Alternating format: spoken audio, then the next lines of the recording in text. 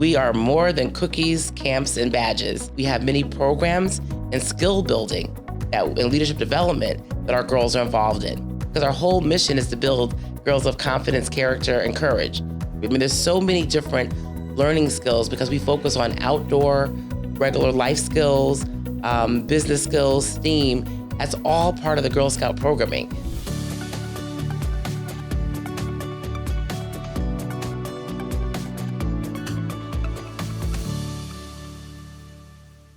Welcome back to the CBIA BizCast powered by Google. I'm Amanda Marlowe. We're very excited today to be joined by Elicia Pegues Spearman, the CEO of the Girl Scouts of Connecticut. Welcome. Thank you so much. I also wanted to mention that you are the North Atlantic Regional Director of the Alpha Kappa Alpha sorority. So that is you true. wear many hats. I do.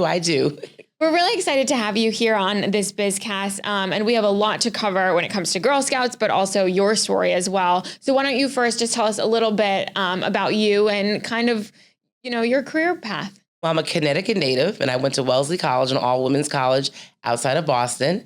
I went to law school in Cleveland, Ohio, and I'm a native Connecticut girl. I grew up here all my schooling, and I've enjoyed my career as a lawyer. It has spanned federal government, private government, quasi-state government.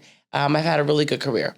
And you've primarily been based in Connecticut throughout your career, or you moved around a bit? I moved around Connecticut and D.C. Okay. Mm-hmm. Great. That's so exciting. When did you first kind of get involved with Girl Scouts? What piqued your interest there? Well, actually, my mother was a Girl Scout Brownie when she was growing up.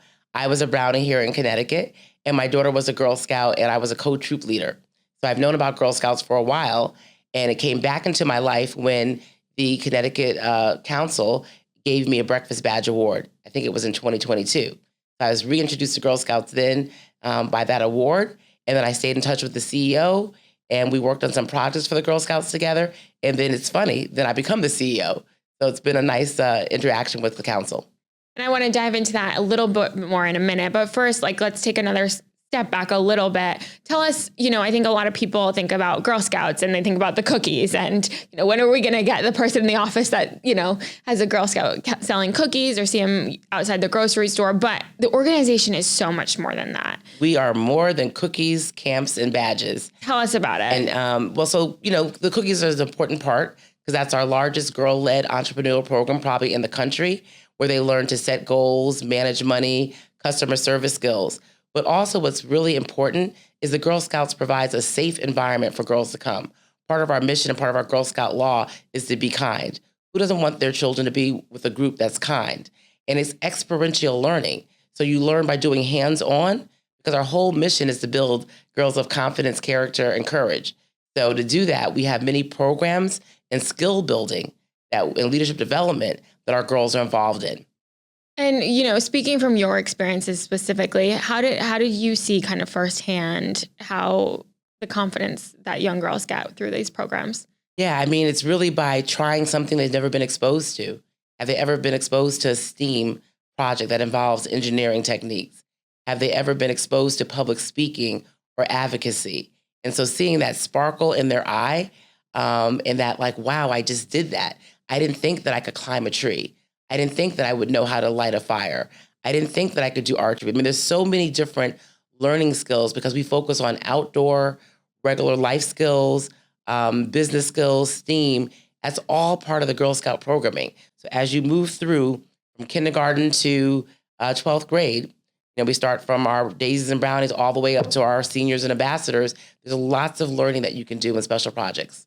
And tell me a little bit about some of these, different projects that you guys have coming up. I know there's Camp through Sikorsky. You've got a program with Quinnipiac. Tell us a little bit about that. Yes, Camp Sikorsky is a one-night overnight program where the employees give of their time and they're engineers and they have programming and workshops for our girls. And that's an overnight program, which they are really excited to do. They spend the night. So they get to come together and meet other Girl Scouts that may not be in their troop. And I just have a CEO advisory board, and I have 23 young ladies that range from 6th grade to 12th grade, and 2 of them were sisters, different ages, and said how much they love the Camp Sikorsky program. So just getting that feedback is great. And then Camp CEO is something that we've had for a long time. Sometimes it's been at camps, some of our camp facilities where we spend overnight, but we've kind of switched it to coming to a college campus for the summer because girls haven't been staying in a dorm before, and they stay in a dorm. They get taught by professors how to run a business and what are the components of a business. The Girl Scouts picked the topic. This year was sustainability. And then I pick CEO executives to come on site, and we spend time, we're assigned to a group, and we mentor the girls and go over their PowerPoint presentations, their talking skills, and the parents come at the end on Friday night and see their girls get up with their group and present. And I think one of the fathers told his daughter, I didn't even know how to do a 30-second elevator pitch until I was an adult. And here you are, my daughter, giving an elevator pitch and talking about a business plan. So it's pretty remarkable. And you've, worked in the corporate world for a long time. What's it like for you watching these girls? I mean, I just feel like we're giving them the secrets to success earlier on in their lives. So they kind of don't have to guess and make mistakes. They kind of have a roadmap about what it means to be successful. How do you do a PowerPoint? What are the important components to put in a PowerPoint? How do you sell this business that you want us to buy or invest in? That's really important. So coming together with girls that you don't know at camp, CEO, to spend overnight. How do you interact and get to make friends and listen to other people's ideas and contribute as a team member? There's just so many skill buildings that we do for Camp CEO. And, that takes a lot of community buy-in too, right? A lot of support from, Quinnipiac, a lot of the professionals that you're working with. Why is that such an important element? Oh my God, that's amazing. This year we had Elm City Housing, and they sent, I want to say, at least 10 or 12 of their girls. And so they joined Girl Scouts and they came to that program. So community partnerships to show that we're all over Connecticut. We're a statewide organization.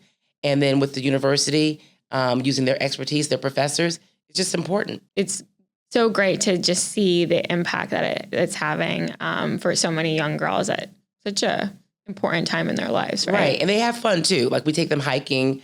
There's a hiking, path right across from Quinnipiac.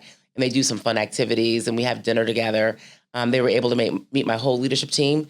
We had a leadership team meeting on Quinnipiac's campus, and then we went over there and had lunch with the girls. So seeing adults that care about them, adults that are in different career fields, learning more about, it's more than just a doctor, lawyer, teacher. There's like lots of careers that you can be involved in. So, and the girls aren't that shy.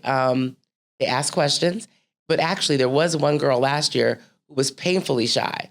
And when she came back this year, she was just talking and talking. I literally said, what's going on? You were so shy last year. And she just grew into her own. And that was amazing to see. She started talking about colleges she was going to apply to. So seeing that growth in 1 year from somebody who I met at Camp CEO 1 year, and the next year she just blossomed. And she actually was interviewed by one of the TV stations that came on campus to see about our program. And she did an excellent job. Wow, that's amazing. Yeah. That's amazing. So, putting your leadership hat back on, you've had a, career that's expanded through many industries. But this is a different type of role, leading a nonprofit with different challenges. Tell us a little bit about, what it was like stepping into the role for you and some of the biggest challenges that you've faced. I think the biggest challenge is obviously resources. We're a nonprofit.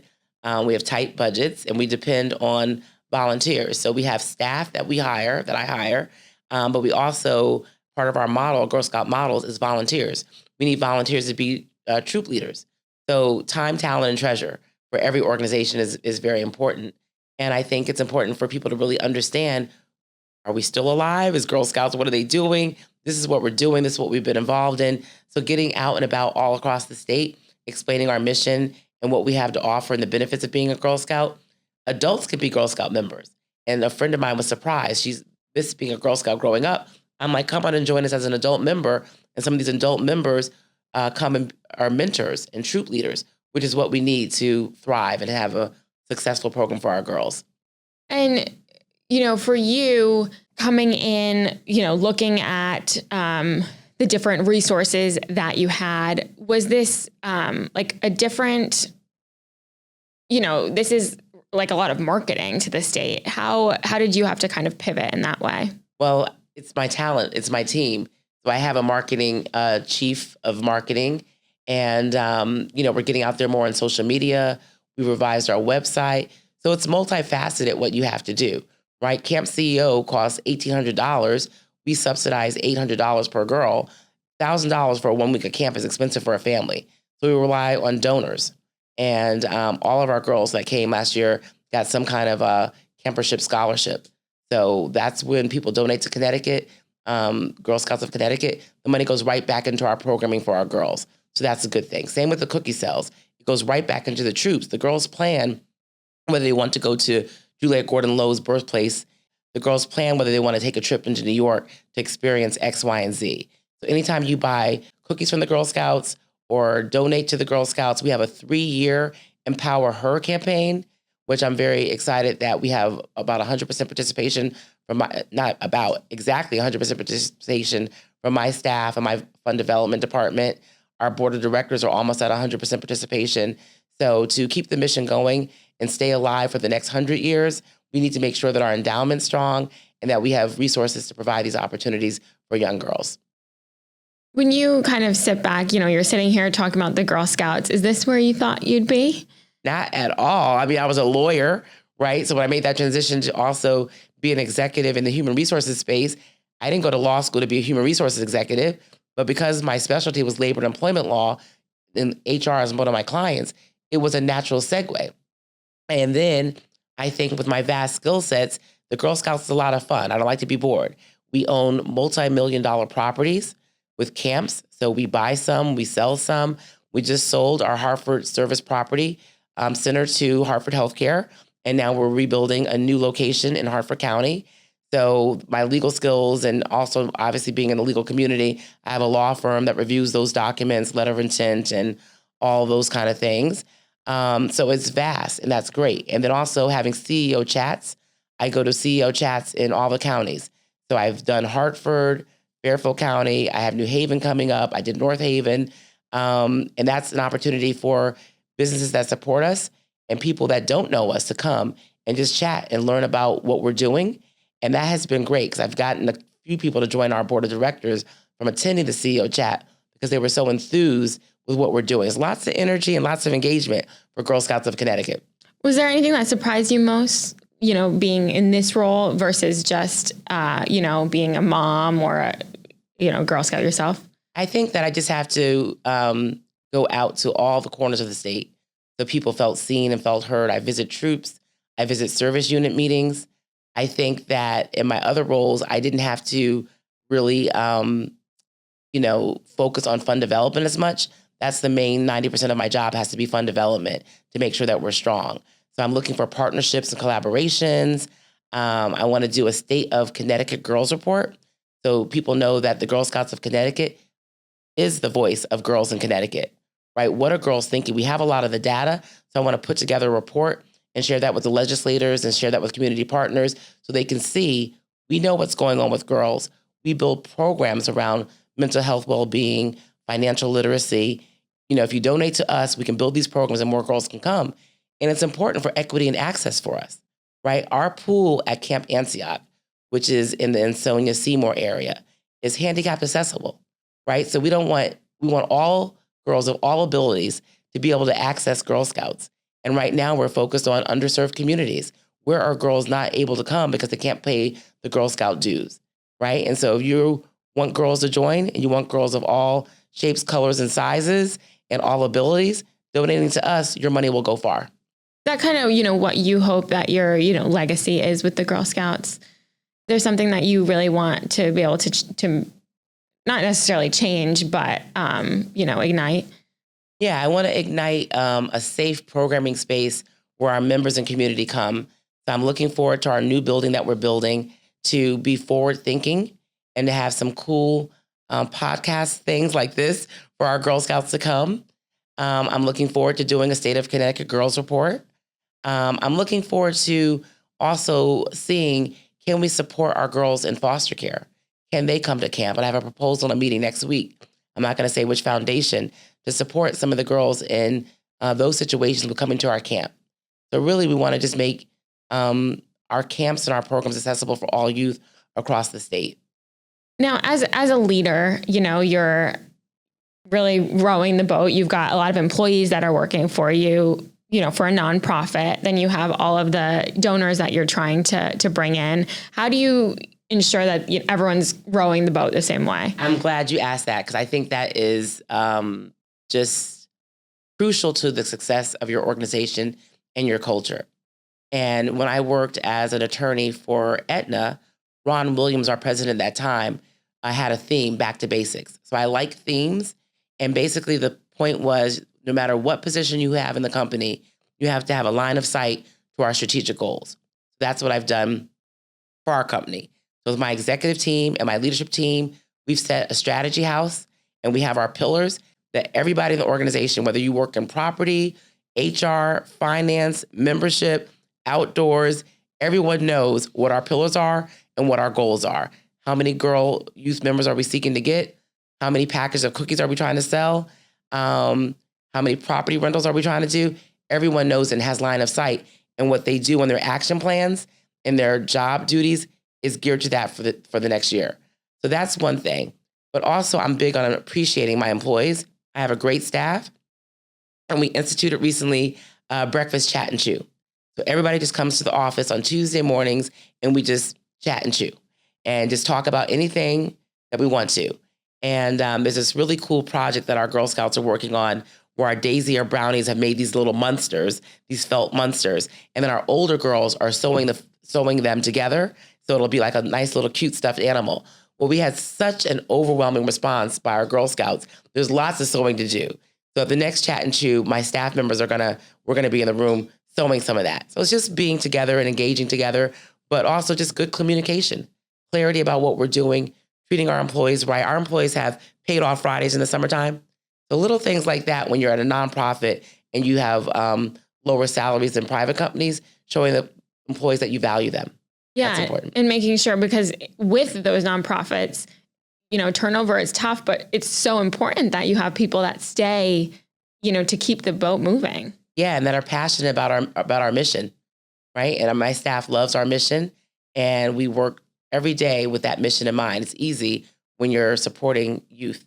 How big is your staff? I think a lot of people think, oh, Girl Scouts, it's all volunteer, but you have a pretty... Well, not that big, but 77 employees. Yeah, 77 employees and many more volunteers, but 77 employees who are paid staff to get the work done and continue the operations and the programming of our mission, of our council. Yeah, everyone's really, going for that goal and has that passion with them. What do you look for when you're bringing new people on the team? I actually look for people who can inspire followership. So I want you to be an expert in whatever you do, whether it's marketing, advertising, social media, finance. And it's nice if you have a Girl Scout background, understand our mission, or have been involved in Girl Scouts. But really, can you exhibit good culture skills like kindness and listening, communication, and can you inspire people and they're excited to work on your team or to be your colleague? Obviously, mentorship is a big part, of the Girl Scouts throughout. But how do you apply that into your, leadership role and into the company? First, I lead by example. So on our board of directors, we have 4 Girl Scout spots, and that's been interesting, mentoring them, and they've been a part of our board. And then we have the CEO Advisory Committee, and I have meetings with them. Sometimes we talk about different topics, right? About social media and what that does to you. We go through PowerPoints and leadership development. And my staff, as well as the troop leaders, are mentors to the girls. They go through stuff that we've gone through as we've grown up, right? But having someone that you can talk to. But we also have training. We have first aid mental health training that you can take and that our staff takes. And we have first aid training, obviously, right? So we're just not out there speaking words of wisdom without any backup or knowledge. So I believe in training so that we can provide the best support to young women. So I know that there's various points throughout where the girls can earn different types of awards. Can you talk a little bit about that? Oh my gosh, yeah, that's amazing. So we have our silver, bronze, and gold awards. The gold award is the highest award that a Girl Scout can earn. And basically they decide what project they want to work on in their community. And they do the hours, and we have a gold award committee and committees that help them meet certain objectives. You got to apply to be considered for this award. And the stuff that they do is just long lasting. They do environmental projects, like here's how to have a garden in your community and what that means. They do a clothes closet for those in need. Girls can come pick out prom dresses. I mean, it spans the gamut of mental health disorders, food disorders, advocacy, how to advocate for a bill. I mean, the range is amazing. So we have a special award ceremony for girls who are our Gold Award recipients. And that's really like their culminating project? That's a culminating project. And it's important because employers, if you have that on your resume, recognize that. I just did a partnership with Quinnipiac University. So anyone that's been a Girl Scout for 5 years or is a gold, bronze, silver award winner can apply for a scholarship. The scholarship awardee gets $23,000 a year. So for 4 years, that's what, $92,000, something like that. So at Quinnipiac. At Quinnipiac. And so other universities, stay tuned. I'm coming to you too with that proposal. Provide a scholarship for someone who basically has the leadership skills. They have to meet the university's admissions requirement. But because most people know that Girl Scouts develop many skills, they want these Girl Scouts to be at the universities, and employers, quite frankly, want the Girl Scouts to be in their workforce because they have skills they can bring to their employers. Wow. It's amazing just to learn so much more about the organization and how much it's grown. As we close out with every episode, we really like to take a step and, just think about leadership lessons for other, executives who are listening to this podcast. You've had a incredible career. Tell us, maybe some of the top piece of advice that you'd give to other aspiring leaders. I think that there's really no thing as a balance. You have to kind of integrate everything into your life. And so between my different roles, my family, I am pretty type A with my calendar, have everything on my calendar. I also have time just to think about what I want to do in strategic objectives. So putting things on the calendar to give yourself time to think strategically is important. I think spending time with your various constituents, it's my staff, it's my volunteers, it's the girls. I'm intentional about being out and about at different things so they can see and meet me. I think it's important that when we reward our girls who sell 1,000 packages or more, or our Gold Award winnings, when we have those events, that the events are fun and meaningful. They get their certificates. A lot of the towns and the local officials come and they have these ceremonies for our girls who get the Gold Award. So it's very important. So I think just being actually kind and leading by example, clear in your communications about what your strategic goals are, your priorities, what you want to achieve, I think that holds any leader in good stead. And you mentioned something to me before. I know you wear many hats, about timing and as a leader choosing, I think I can do this. I think I can run Girl Scouts. I think I can, be more involved with my sorority. How have you made those decisions throughout your career? I made the decisions by making job choices that allowed me the flexibility to do my important community service role as Alpha Kappa Alpha Sorority Incorporated's North Atlantic Regional Director. I have the third largest region. There's 10 regions. So it's from DC all the way up to Maine, 16,000 members. And so I have certain obligations in that role.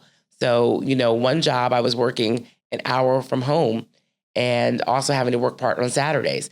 So I decided when this other opportunity came up, take another job that was closer to my home, 15 minutes from my home. So you have to make those decisions. Sometimes less pay, but happiness is important. And where can you contribute? Being the leader of the Girl Scouts, going to an all-women's college, being in an all-women's sorority, right? It's natural for me to be involved with girls and youth. I have done many leadership development programs that I've designed for youth. So this is my bailiwick, my special passion to mentor girls and have them be their best and have them try things they would have never tried. Exposure is huge, right? Not everyone has a lawyer in the family or engineer in the family.